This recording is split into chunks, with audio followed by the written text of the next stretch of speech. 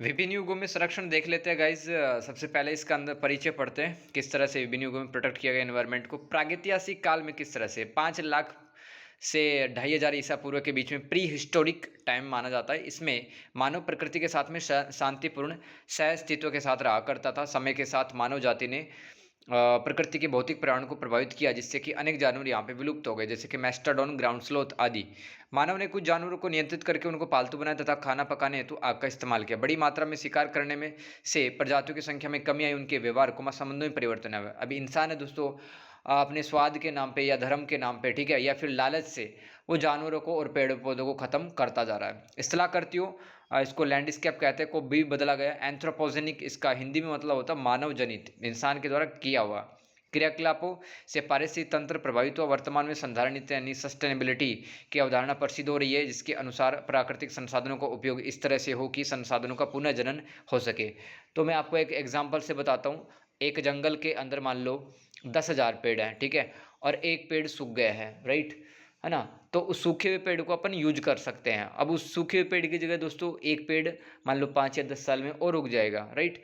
तो इस तरह से प्रकृति अपनी क्षतिपूर्ति कर सकती है। उसी कैपेबिलिटी का नाम होता है पुनः जनन। दक्षिण एशिया में प्रकृति संबंधी धार्मिक सिद्धांत बने, जिससे कि प्रकृति की नैतिकता की परंपरा विकसित हुई। अनेक क्षेत्रों में मानव पशुओं के साथ सहअस्तित्व में रहना सीख गया, जैसे कि पूर्वी अफ्रीका की मासाई जनजाति तो जानवरों के साथ किस तरह से रहना है, ठीक है, वो सीख गए लोग। आर्कटिक क्षेत्र में मानव बारहसिंगा के साथ में रहने लगा। इन क्षेत्रों के लोगों ने प्रकृति से उतने ही प्राकृतिक संसाधनों का उपयोग किया जिससे उनकी आवश्यकता को पूर्ति हो जाए। पवित्र उपवनों के कारण दुर्लभ पौधे व जानवरों की रक्षा हो पाई। तो पवित्र उपवन मैंने आपको बताया था कि भाई मंदिर के आसपास का जो एरिया जहाँ पे काफ़ी सारे पेड़ पौधे लगे होते हैं वो पवित्र उपवन कहलाता है।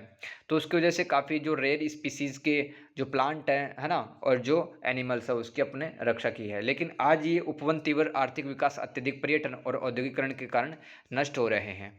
संरक्षण से मतलब क्या है? मानव प्राकृतिक संसाधनों का महत्व समझकर तथा प्राचीन समय से समय के अच्छे मूल्यों व परंपराओं को अपनाकर उनकी रक्षा करें, जिससे वर्तमान पीढ़ी व भावी पीढ़ी की आवश्यकताएं पूरी हों। हड़प्पा सभ्यता से हम तालमेल बनाना सीख सकते हैं। इसकी चर्चा इस किताब में की गई है। अब देखो कौन सी किताब है। हड़प्पा वाले लोग भी दोस्तों प्रकृति के साथ में कोऑर्डिनेट करके रहते थे, लेकिन हम नहीं रहते हैं, है ना। किताब का नाम था collapse, how societies choose the fail and succeed, है ना। ये जेरेंट डायमंड के द्वारा 2004 में लिखी गई। उसमें बताया कि सर हड़प्पा सभ्यता के जो लोग हैं वो तालमेल बना के रखते थे। फिर प्रकृति की नैतिकता, ब्रिटिश आधिपत्य से पूर्व का भारत। पहले का भारत देख लेते हैं, ब्रिटेन के लोग जब नहीं आए थे। तो प्राचीन काल से भारत में प्रकृति के संरक्षण की प्रक्रिया विकसित हुई और विभिन्न धार्मिक प्रथाओं रीति रिवाजों का निर्माण हुआ। ब्रिटिश वन अधिकारी ब्रांडिस ने भारत में विलुप्त हो रहे उपवनों के बारे में बताते हुए कहते हैं कि गूलर जैसे पेड़ न केवल जैव विविधता बायोडाइवर्सिटी के लिए जरूरी है, बल्कि इससे मानव का आश्रय मिलता है। दोस्तों गूलर कभी पेड़ देखना आप, ठीक है, कितने तो उस पर कीड़े मकोड़े रहते हैं, कितने पक्षियों का घर रहता है वो, और बड़ी अच्छी सुंदर उसकी छाया रहती है। माधव गाडगिल व रामचंद्र गुहा दोस्तों ये इन्वायरमेंटलिस्ट हैं, भारत के पर्यावरणविद हैं। इन्होंने प्राचीन व मध्यकालीन भारत की पारिस्थितिक स्थितियों का विश्लेषण किया और कहा कि भारत में धर्म व प्राकृतिक संसाधनों के प्रसार क्रिया के फलस्वरूप भारतीय समाज ने प्राकृतिक संसाधनों जैसे अग्नि व जल के प्रति विशिष्ट दृष्टिकोण विकसित किया। फलतः समाज की प्रत्येक जाति ने प्राकृतिक संसाधनों के प्रति अपने अलग अलग नीति नियम रिवाज बना लिए, ठीक है। जैसे कि हम तुलसी का, नीम का, है ना, शीशम का, ये पेड़ पवित्र मानते हैं, पीपल का, बरगद का। जनजातीय लोगों व पशु चारकों ने प्रकृति के साथ सहअस्तित्व की भावना जीवित रखी। सहअस्तित्व मतलब को एग्जिस्टेंस, मिल करके रहना। जाति व्यवस्था के अंतर्गत कुछ जातियों ने कृषि को अपनी आजीविका का प्रमुख स्रोत बना लिया। आजीविका मतलब लाइवलीहुड। प्रकृति का संरक्षण, इसके इतिहास की समझ इसमें पढ़ते हैं क्या लिखा है। वर्तमान में संयुक्त राष्ट्र व अन्य संस्थाओं द्वारा पर्यावरण संरक्षण की नीतियां बनाई जा रही है। इसकी शुरुआत आरंभिक आधुनिक काल से हुई। 16वीं सदी के बाद पश्चिम के देशों में वैज्ञानिक खोजें हुई। फलतः 18वीं शताब्दी में वहाँ औद्योगिक क्रांति, प्राकृतिक संसाधनों के अत्यधिक दोहन व कृषक जीवन शैली खत्म होने से मानव संस्कृति व पारिस्थितिक तंत्र में काफ़ी परिवर्तन आए। मनुष्य ने इन परिवर्तनों का विश्लेषण किया और प्रकृति के संरक्षण की आवश्यकता महसूस हुई, क्योंकि पश्चिमी मत यानी कि वेस्टर्न फिलोसफी है, उसके अकॉर्डिंग प्रकृति मनुष्य के लिए पराई है ना। यहाँ पे भूकंप आता है, यहाँ पे लैंडस्लाइडिंग होती है, तो उससे इंसान का नुकसान होता है। और प्रकृति में जंगल अव्यवस्था फैलाते हैं, इसलिए जंगल भी खत्म हो जाना चाहिए, है ना, और जानवरों का दोहन करना चाहिए। ये कहता है वेस्टर्न फिलोसफी, है ना। कितनी घातक है अपने आप में। अमेरिका में प्रेरी एक प्रकार के घास के मैदान को साफ करके कृषि की जाने लगी। अत्यधिक मछलियों के शिकार व जल प्रदूषण के कारण जलीय परिस्थिति तंत्र को नुकसान पहुंचा। अमेरिका में अतिचारण से भूमि बंजर खराब बन गई। शिकार के कारण कैरोलिन पैराकीट से दोस्तों सुंदर टोपियां बनाई जाती है महिलाओं के लिए, ठीक है। तो इंसान है, आप समझ सकते हैं, अपने लालच के लिए, अपने आप को सुंदर दिखाने के लिए वो कितना भी कुछ कर सकता है ना। जंगली बैल, बाइसन, यात्री पक्षी, इसको ये अमेरिका के अंदर पाया जाता था। 200 करोड़ों की संख्या में उड़ता था ये न्यूयॉर्क के आसपास। जल पक्षी हमेशा के लिए विलुप्त हो गए। Henry David William Bright, Ralph Emerson के निबंधों व उपन्यासों में हमें प्रकृति को आध्यात्म से जोड़कर प्रकृति से मजबूत संबंध स्थापित करने चाहिए। यानी कि दोस्तों हमें प्रकृति को माँ मानना चाहिए और हर देवी देवता का निवास स्थान मानना चाहिए, हर जानवर और हर पेड़ के अंदर, तभी तो अपन बचा पाएंगे, ठीक है। और शांति महसूस करनी चाहिए। इस ब्रह्मांड में भी शांति है, जानवर में भी शांति है, हम में भी शांति है और हर जगह शांति का प्रसार हो। ये इस तरह से हम आध्यात्म मूल्य जोड़ सकते हैं प्रकृति के साथ। 1864 ईस्वी में जॉर्ज पार्किंसन मार्क्स की एक किताब आई थी, मैन एंड नेचर और physical geography is modified by human action. ये जॉर्ज पार्किंस मार्क्स की किताब है, पहली एक ऐसी साहित्य किताब जिसमें प्रकृति के संरक्षण की बातें कही गई। 1872 में अमेरिकी कांग्रेस ने येलोस्टोन क्षेत्र में एक सार्वजनिक उद्यान खोला, पब्लिक पार्क खोला येलोस्टोन क्षेत्र में। 1885 ईस्वी में न्यूयॉर्क में राज्य वन संरक्षित क्षेत्र की स्थापना की गई। 1885 ईस्वी में फिर कनाडा में पहला राष्ट्रीय उद्यान यानी कि नेशनल पार्क खुला वहाँ पे। 1890 ईस्वी में जॉन म्यूर के कारण ही कैलिफोर्निया में राष्ट्रीय उद्यान खुला। तो ये कुछ प्रयास किए गए दोस्तों विदेशों के अंदर, है ना, प्रकृति को बचाने के लिए, जानवरों को और पेड़ पौधों को बचाने के लिए। 1890 और 1914 के बीच मध्य यूरोप व उत्तरी अमेरिका में अनेक संघ यूनियन बने जिनका मकसद प्रकृति का संरक्षण था। 1895 ईस्वी में ब्रिटेन में राष्ट्रीय न्यास की स्थापना की गई। 1903 ईस्वी में ब्रिटेन में ही society for preservation of wild fauna of the empire. Fauna मतलब क्या होता है दोस्तों? जानवर, ठीक है, एनिमल। तो एक प्रकार की इस संस्था की स्थापना की, है ना। फोना का मतलब जानवर होता है, फ्लोरा का मतलब वनस्पति होता है, पेड़ पौधे वगैरह, प्लांट से रिलेटेड फ्लोरा कहलाता है और फोना जानवर से रिलेटेड। 1899 और 1913 के मध्य स्थापित संघ जो प्रकृति के संरक्षण के लिए काम कर रहे थे। तो दोस्तों ये कुछ यूनियन संगठनों के नाम है, जैसे कि ये क्या लिखा है, बंड फिर वोगेस्टीन, ठीक है।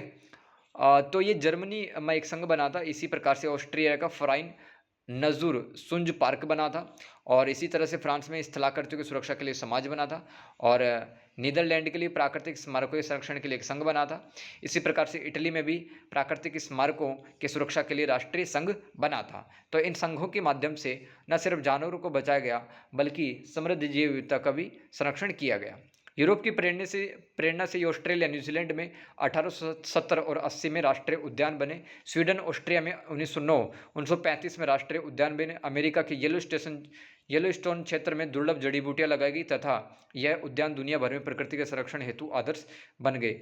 उपयोगितावाद दोस्तों अंग्रेजी थे, इन्होंने सतत उपज की बात कही। लियोपोल्ड के अनुसार अगर उपनिवेशों में वैज्ञानिक तरीके से प्राकृतिक संसाधनों का दोहन हो तो संसाधन विलुप्त होने से बचाए जा सकते हैं। ये कहा था एक उपयोगितावादी लियोपोल्ड ने, ठीक है, कि वैज्ञानिक आधार पर प्राकृतिक संसाधनों का दोहन हो। 1913 में स्विट्जरलैंड में 16 देशों ने मिलकर प्रकृति के संरक्षण पर एक बातें कही, मतलब सम्मेलन हुआ। तो महत्वपूर्ण सम्मेलन देख लेते हैं 1920 और 30 के बीच में। तो 1923 का पेरिस सम्मेलन, फिर 23 में ब्रसेल्स बेल्जियम की कैपिटल है दोस्तों, यहाँ पे अंतर्राष्ट्रीय कार्यालय की स्थापना हुई। और फिर लंदन का सम्मेलन 1933, 1936 का उत्तरी अमेरिकी वन्यजीव सम्मेलन, 1940 में पैन अमेरिकी यूनियन। पैन का मतलब होता है दोस्तों पूरे भारत, मतलब पूरे देश भर की बातें की जाती है। पैन मतलब विस्तृत, पूरे देश, जैसे पैन इंडिया ऐसे ही पैन अमेरिका, है ना। तो याद रखना ये सब सम्मेलन किए गए थे 1920 और 30 के बीच में, या प्रयास कह सकते हैं अपन। पेरिस सम्मेलन ब्रसेल्स में देख लो आप, पेरिस में, लंदन में देख लो आप, या फिर नॉर्थ अमेरिका में वन्यजीव सम्मेलन, या फिर पैन अमेरिकी यूनियन के सामने। ये कुछ प्रयास थे। विभिन्न संघों, आंदोलनों, सम्मेलनों, जीव विज्ञानियों, पर्यावरण प्रेमियों ने प्रकृति के संरक्षण की मुहिम संपूर्ण दुनिया में छोड़ दी। दोस्तों ये है ना 1920 और 40 लिखा है यहाँ पे, ये 30 नहीं है, यहाँ पे 40 है, ठीक है, करेक्ट कर लेना। तो अर्नेस्ट हेकल ने जैविक समुदायों को स्थलाकृति करते हुए संबंधित नए दृष्टिकोण दिए। लियोपोल्ड के अनुसार जीवन की गुणवत्ता तभी सुनिश्चित हो सकती है जब मानव प्रकृति के साथ में हिसाब से चले। द्वितीय विश्व युद्ध के बाद में समस्या आई दोस्तों, जैसे कि जनसंख्या वृद्धि में आपको बार बार कहता हूँ कि पॉपुलेशन ग्रोथ है दोस्तों, दुनिया की सबसे बड़ी समस्या, क्योंकि इससे रिसोर्सेज खत्म हो जाएंगे। जानवर तो खत्म हो ही जाएंगे पहले ही, लेकिन उसके बाद में जो बचे हुए हैं वो भी रिसोर्सेज खत्म हो जाएंगे। वायु भूमि जल का क्षरण का मतलब प्रदूषण या फिर निम्नीकरण कह सकते हैं अपन।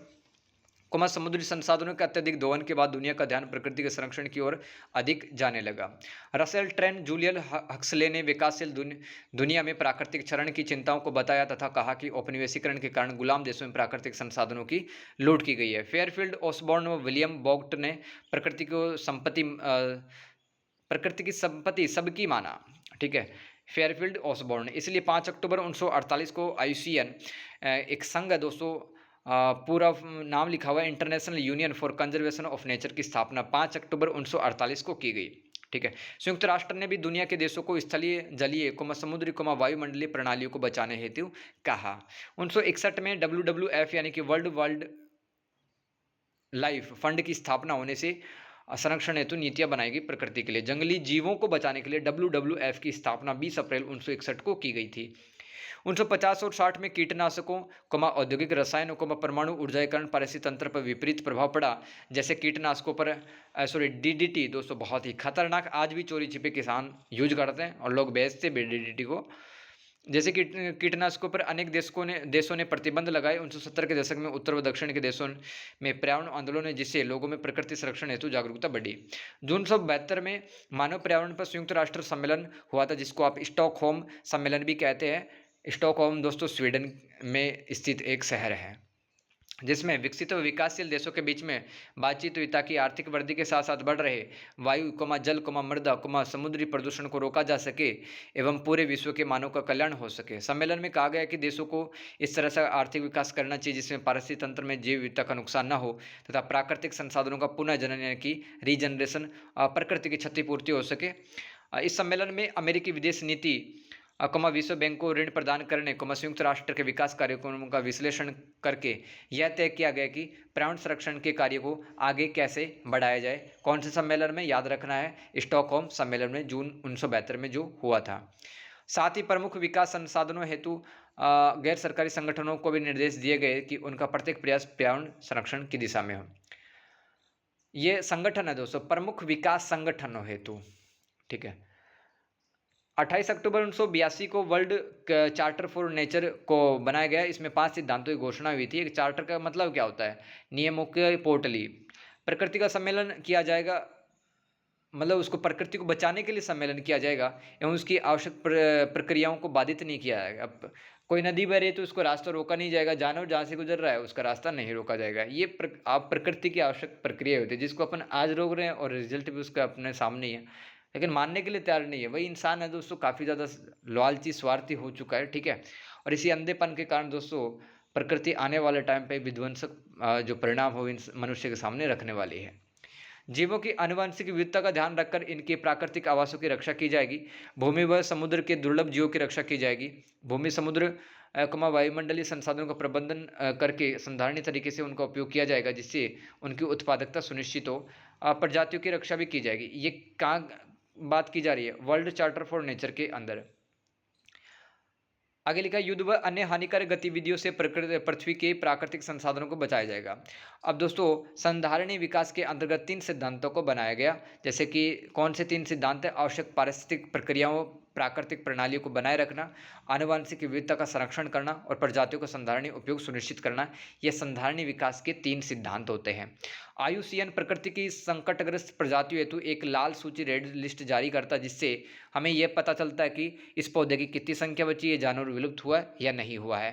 ठीक है, 1980 के दशक में प्रकृति के संरक्षण के साथ साथ गरीबी को कम करने की बातें की गई, पब्लिक हेल्थ की बातें की गई, वैश्विक असमानता को दूर करने के मुद्दों पर भी चर्चा चालू हो गई थी। 1960 और 70 के बीच में दोस्तों प्रकृति को किस तरह से बचाया जाना था कि समय के लिए प्रकृति, ठीक है, कि प्रकृति है वो इंसान के लिए बनी है और मुख्य विचार इसमें पेड़ पौधों को बचाना, जंगलों को बचाना, सुरक्षित क्षेत्रों पे बात की गई। 1980 और 90 के बीच में लोगों के बावजूद प्रकृति, ठीक है, कि यहाँ पे जो इंसान है उसका स्वार्थ लगातार बढ़ता जा रहा है। प्रकृति है वो दोस्तों अब काफ़ी भयंकर रिजल्ट मनुष्य के सामने रख रही है। तो इस समय 1980-90 के समय मुख्य विचार थे संकटग्रस्त प्रजातियाँ, आवासों का विनाश, प्रदूषण पर चर्चा की गई। 2009 के बीच में प्रकृति लोगों के लिए, यानी कि दोस्तों इंसान है ना प्रकृति के बगैर नहीं जी सकता, ठीक है। संसाधन तो प्रकृति से इस्तेमाल करेगा, है ना, हवा पानी प्रकृति के लेगा, तो प्रकृति लोगों के लिए है। अब 2000 से लेकर 2009 के बीच में पारिस्थितिक तंत्र और सेवाएं और आर्थिक मूल्यों की चर्चा की गई। आर्थिक मूल्य का क्या मतलब है कि भाई जंगल में जो शहद होता है उसको बेच के इंसान पैसे भी तो कमाता है, वो आर्थिक मूल्य हो गया उसका। 2010 में लोग एवं प्रकृति एक थीम थी जिसमें पर्यावरणीय परिवर्तन और अनुकूलन की बातें की गई। पीछे दी गई सारणी में हमने देखा है किस तरह से विभिन्न समयावधि में प्रकृति संरक्षण के विचारों में बदलाव आया है। ये देख सकते हैं, स्वयं के लिए प्रकृति, लोगों के बावजूद प्रकृति, प्रकृति लोगों के लिए, लोग एवं प्रकृति। हूज कंजर्वेशन लेख में एक लेख है हूज कंजर्वेशन, इसमें जॉर्जिना मेस प्रकृति संरक्षण हेतु बनाए गए संरक्षण के ढांचे मनुष्य की भलाई करते हैं, ठीक है। तो ये ढांचे कुछ बनाए गए हैं, राइट, तो ये इंसानों की भलाई करेंगे, ओके। ये हूज कंजर्वेशन में लिखा है जॉर्जिना मेंस ने।